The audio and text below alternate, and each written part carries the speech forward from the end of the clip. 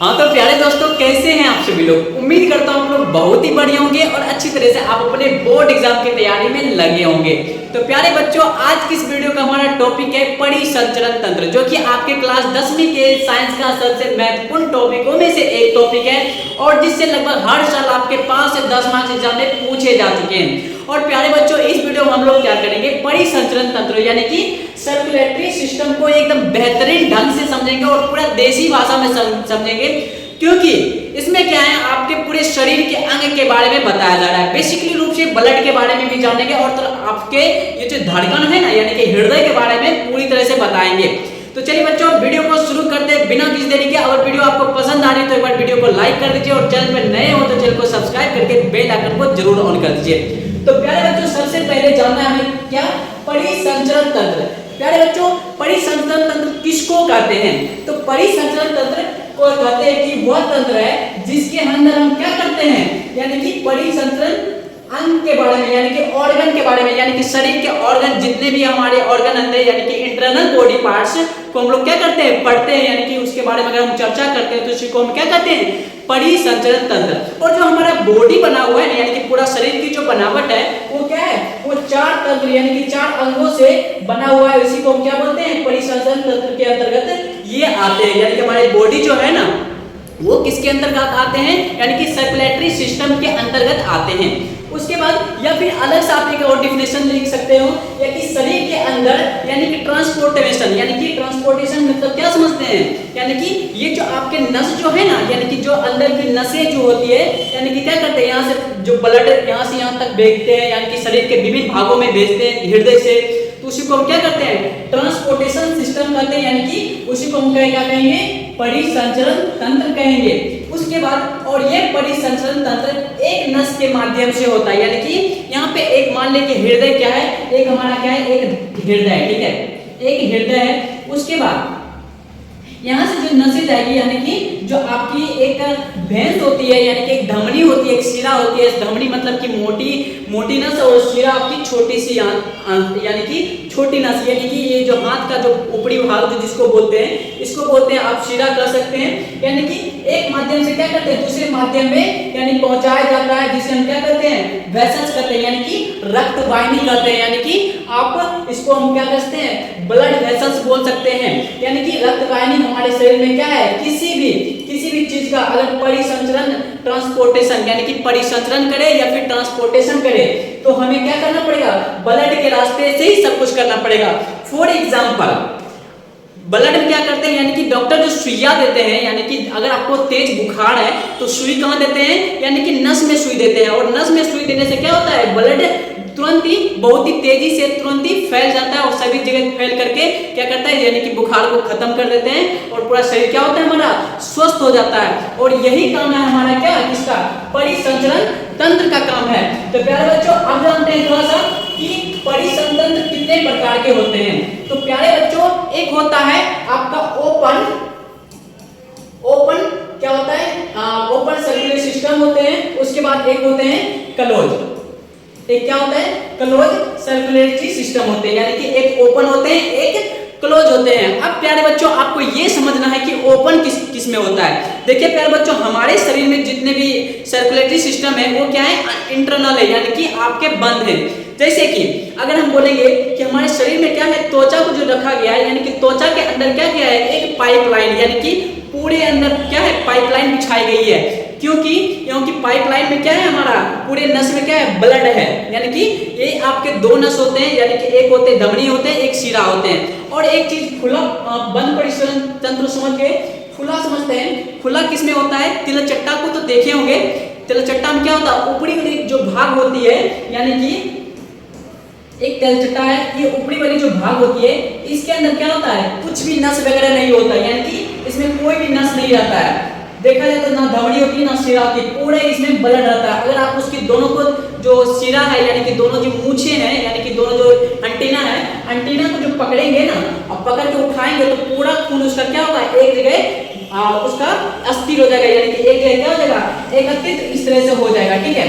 और उसके बाद क्या होता है कि तिलचट्टा में हीमोग्लोबिन नहीं पाया जाता है। इसी कारण क्या होता है, तिलचट्टा के जो खून का रंग जो होता है ना, वो व्हाइट होता है। और हम सब में क्या होता है, हीमोग्लोबिन पाया जाता है। और इसलिए क्या होता है, हमारे शरीर में हीमोग्लोबिन के कारण हमारा खून का रंग क्या होता है, एकदम लाल होता है, एकदम टबटब लाल होता है। उसके बाद समझते हैं, थोड़ा सा क्लोज में अच्छी तरह समझते हैं, क्योंकि आपके खुले परिसंचरण तंत्र जिसको बोलते हैं, आप घेंगा जानते होंगे, घेंगा में होते हैं, तिलचट्टा में होते हैं, ऑक्टोपस में होते हैं, ये सभी में क्या है, आपके मक्खी में होते हैं, मच्छर में होते हैं। मच्छर को देखे होंगे, उसके एक पीछा में एक क्या होता है, एक गोल ऐसा इस तरह से आकार बना रहता है, ठीक है। और इसमें पूरा उसका क्या होता है, ब्लड रहता है। उसमें क्या होता है, इसके अंदर परिसंचरण तंत्र नहीं होता, यानी कि इसमें जो उसके आप वेसल्स रहते हैं, यानी कि आपके रक्त वाहिनी, जो कि रक्त एक जगह से दूसरे जगह जाते हैं, वो इसमें तिलचट्टा में नहीं रहता, ना मक्खी में रहती है, ना आपके कॉकरोच में रहती है, यानी कि इसमें सब क्या रहता है, ये आपका खुला परिसंचरण तंत्र होता है। अब बंद परिसंचरण तंत्र किसको कहेंगे, जैसे कि हम लोग इंसान हैं, इंसान के अंदर क्या है, यानी कि हमारे शरीर के अंदर क्या है, पूरा जगह नस फैला हुआ है, यानी कि एक पाइपलाइन बिछाई गई है, यानी कि एक बॉडी पार्ट्स है और एक बॉडी पार्ट्स में क्या है, एक पूरा अंदर इसमें क्या है, एक नस पूरा बिछाई गई है, यानी कि एक पाइपलाइन बिछाई गई है। और इस पाइपलाइन को जिसे बोलते हैं कि आप किसी का खून गर्म हो जाता है, यानी कि तुम्हारा खून गर्म हो गया, तो यानी कि जो आपका बीपी प्रेशर होता है इंसान के अंदर 120/80 होता है। यानी कि एक चीज को ध्यान से आपको समझना है, 120/180 क्यों होता है। शरीर में क्या होता है, जो धड़कन होती है यहाँ से, यानी 120 के स्पीड में खून जाता है, यानी कि शुद्ध होकर के रक्त क्या होता है, जाता है किसके अंदर, कहाँ पे जाता है, हमारे पूरे शरीर में जाता है। और वापस जो आता है कितना स्पीड में आता है, यानी कि 80 में आता है, यानी कि 120 के स्पीड में जाएगा, सीधी बात समझिए, और 80 के स्पीड में क्या होगा, शरीर में वापस, यानी कि आपके हृदय में आएगी, वो क्या, वो शुद्ध रक्त आएगी। इसलिए क्या होता है, इंसान के अंदर कितना होना चाहिए, 120/180 सामान्य मनुष्य का।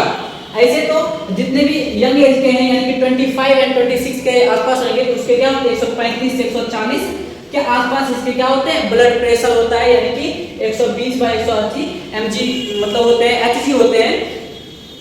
उसके बाद समझते हैं हम थोड़ा सा बंद परिसंचरण को अच्छी तरह से एक और चीज में, जैसे कि मुर्गा को तो काटते हुए देखे होंगे, मुर्गा में भी क्या होता है, इसमें बंद परिसंचरण तंत्र होता है, यानी कि शरीर के अंदर क्या होते हैं उसके, यानी कि नस उसमें भी फैली होती है। गला जब काटते हैं तो क्या होता है, खून एकाएक फेंकता है, यानी कि उसकी भी स्पीड क्या होती है, यानी कि पूरे 120 बाई, यानी कि उसमें अलग प्रकार से होते हैं। जैसे इंसान के अंदर 120 है तो 120/80 है, उसमें भी क्या होता है, बंद परिसंचरण तंत्र होते हैं।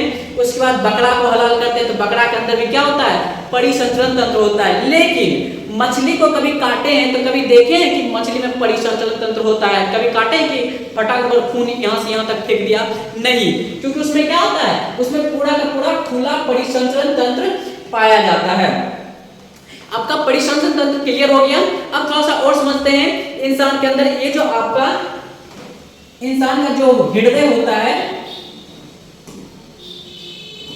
इंसान के अंदर हृदय है, ठीक है, हृदय के अंदर क्या है, एक आपको पार्ट्स हैं, यानी कि एक होते हैं आपके महाधमनी, उसके बाद एक होते हैं महाधमनी, उसके बाद धमनी, उसके बाद छोटी धमनी, ठीक है। एक लास्ट में होता है केसकीय, उसके बाद फिर क्या होता है, एक छोटी सिरा, उसके बाद सिरा,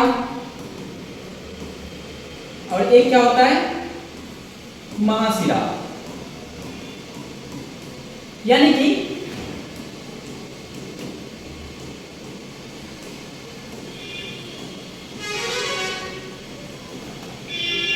ये हार्ट है, ठीक है, ये हार्ट है। और हार्ट क्या करती है, ब्लड को फ्लूइड करती है, यानी इसके अंदर ब्लड फ्लूइड होते हैं। उसके बाद क्या करते हैं, ब्लड को पहले कहाँ भेजते हैं, धमनी में, यानी कि धमनी का धमनी जो होते हैं, ये धमनी हमारा नहीं हुआ, ये हमारा सिरा हुआ। और धमनी जो हमारे हैं, ये जो बड़ा वाला नस, या फिर डॉक्टर जो चेक करते हैं पूरे हाथ में, तो शरीर के अंदर क्या होता है, एक अंदर मोटा नस होता है जिसको हम क्या कहते हैं, धमनी कहते हैं। ऊपर वाली जो नस जिसमें कि सुइया दिया जाता है, वो किसमें सुइया दिया जाता है, यानी कि आपके शिरा में सुइया दिया जाता है। यानी कि ब्लड जो आपका यहाँ पे फ्लूइड हो करके यहाँ से, यानी अशुद्ध ब्लड आएगा और यहाँ पे क्या होगा, शुद्ध ब्लड हो करके पहले कहाँ गुजरेगा, महाधमनी, महाधमनी से क्या होगा, यानी कि मोटा वाला धमनी, मोटा वाला नस, जो कि हमारे ये जो गला में है, ये वाला नस हुआ शरीर के अंदर, यानी कि जोर से दबाएंगे तो पता चलेगा कि एक और मोटा नस है। उसके बाद उससे जाता है हमारा छोटी धमनी में, छोटी धमनी से लेकर के हमारे जो अंदर, यानी कि जो उंगली वगैरह बनाती है, थोड़ा सा ब्लड काटते हैं तो क्या होता है, ब्लड फेंक देता है, एक सीमित मात्रा में ब्लड फेंकता है, यानी कि उसको हम बोलते हैं केस किए। उसके बाद हमारी जाती है फिर छोटी शिरा, छोटी शिरा, फिर शिरा, फिर उसके बाद शिरा में, यानी कि महाशिरा में। थोड़ा सा एक और चीज को समझना जरूरी है, तो धमनी और शिरा किसको कहेंगे, सबसे बड़ी बात है धमनी और शिरा किसको कहेंगे। तो चलिए आइए धमनी और शिरा को समझते हैं। जैसे कि धमनी लिखा हुआ और एक शिरा है, इन दोनों में अंतर क्या है। धमनी का क्या होता है, धमनी में मोटा नस होता है और शिरा में क्या होता है, छोटा नस होता है।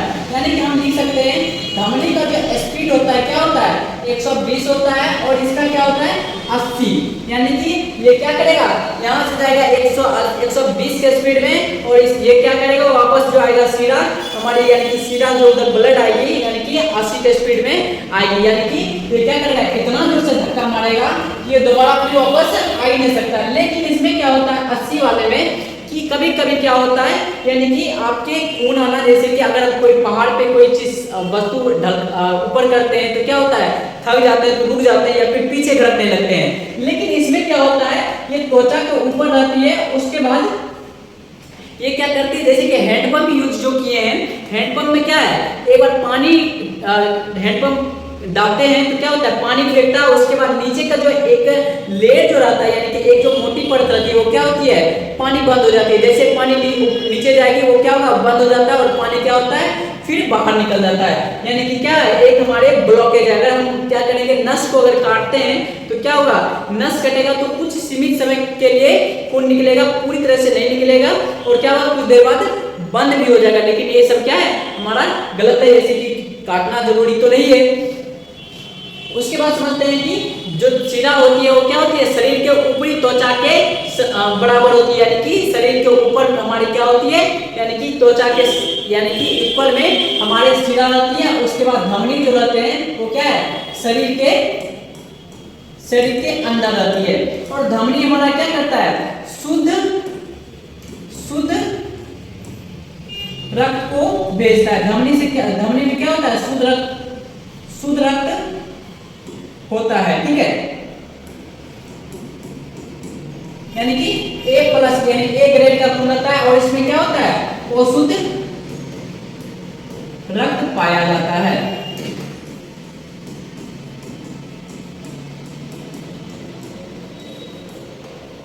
तो इतना ही टॉपिक लेकर के आज की इस वीडियो को खत्म करते हैं। मिलते हैं बच्चों नेक्स्ट वीडियो में। आई होप ये वीडियो आपको पसंद आई होगी। अगर बच्चों पसंद आई तो एक बार वीडियो को लाइक कर दीजिए, और चैनल पर नए हो तो चैनल को सब्सक्राइब करके बेल आइकन को जरूर ऑन कर दीजिए। मिलते हैं बच्चों नेक्स्ट वीडियो में, तब तक के लिए बाय बाय।